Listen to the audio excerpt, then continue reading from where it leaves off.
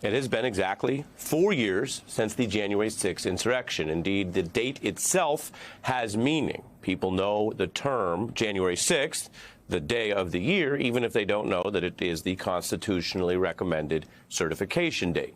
This is seared into our recent history and collective political consciousness. Today, people saw what it looks like when there is an orderly and peaceful transfer of power, as there has been in every election except for the one that Trump lost. Vice President Harris took on the tradition. And in this case, because she has dual roles as the outgoing vice president and as the former candidate who lost the election, she did what you're supposed to do. She sat in the well there and confirmed what the results obviously showed, which has already been decided, and that is her opponent's victory. If it sounds at all familiar to those of you who think back a ways, this was the position Vice President Al Gore was in before her. He also oversaw this process back before January 6th was a date that most people kept track of, and certified his loss to George W. Bush, which was a very close race. Remember, he got more total votes. Bush came up ahead in Florida, and there was, of course, a court battle that went all the way to the Supreme Court over that. These are two people doing their jobs as vice president that you see on your screen. We can also show you, as a matter of government news, the electoral count certificates.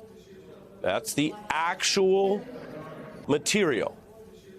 Nowadays, sometimes people call it receipts. The New York Times describing a typical congressional certification as a ritual considered ceremonial and uneventful before a mob of Trump supporters attacked the Capitol in 2021. And so today, in many ways, reminds people that this is supposed to be, and almost always is, an uneventful tradition. It is prescribed in the Constitution. It is the sort of last step. But here's what it's looked like throughout history, beginning with today. President-elect Donald Trump's 2024 election victory officially goes into the history books. How are things playing out in the Capitol today? Well, first of all, it is a ghost town. There are more law enforcement presence than civilians, than people walking around this building. Barack Obama is now officially the president-elect of the United States, courtesy of Dick Cheney. Barack Obama of the state of Illinois has received for president of the United States 365 votes.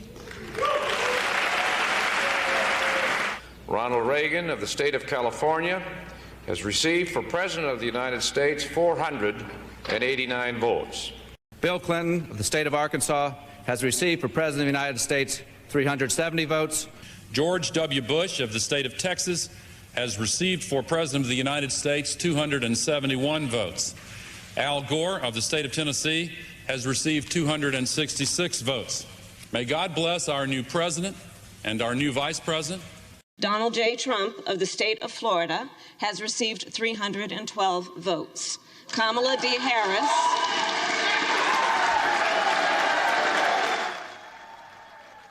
That is what it looks and sounds like. And it is supposed to be orderly, peaceful, but also ceremonial. It is supposed to be, in a sense, boring and uneventful, because it is supposed to be taken as a given, no matter how great the debates within the democracy and through the campaigns are pursued.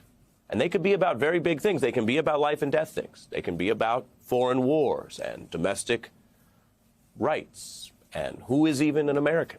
Those are big debates. And even when we've had big protests and sit-ins and civil disobedience and many other moments across history, we have never had that ceremonial day of January 6th turn into a violent, failed insurrection or coup, which is what makes this first January 6th since then more significant. The shadow hangs over today because of what Trump fans did in their MAGA crime spree on January 6th, 2021. President Trump's push to try and overturn the election he lost will come to an end as soon as today. We're going to walk down to the Capitol. We are now about half an hour away from the start of Congress's official count of the Electoral College vote, a process that usually takes minutes, but in this case will likely take hours and possibly a full day.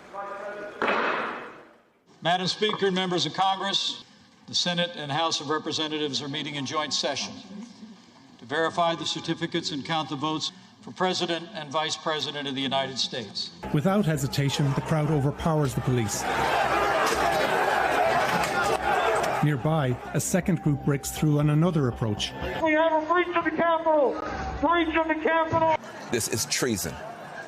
This is insurrection. This is rebellion. Hearing these reports that there's tear gas being used in the rotunda, as Brett has just reported, the members are being told to get those gas masks. All I can say is count me out. Enough is enough.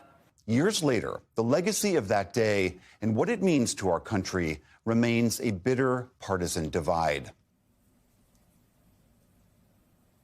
That was the last time we had a January 6th. And as you may recall, if you were watching the news that evening at around this time, 6 p.m. Eastern in Washington, there was nothing to certify yet because the actual violence, now a convicted sedition, of those people against the police, against the Congress, against the United States of America's process meant they didn't finish certifying the results until many hours later. A contrast to today, Democrats also pushing back on all this say, remember, the reason it went differently is because they don't do the illegal crime spree, the attacks on police, or the election denying.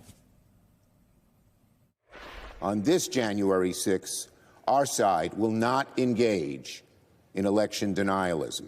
Democrats are not election deniers. I have no respect for Donald Trump, but I do have respect for the process and for American voters. We did survive what happened 4 years ago, and Democrats are committed to a smooth transition of government from the president on down.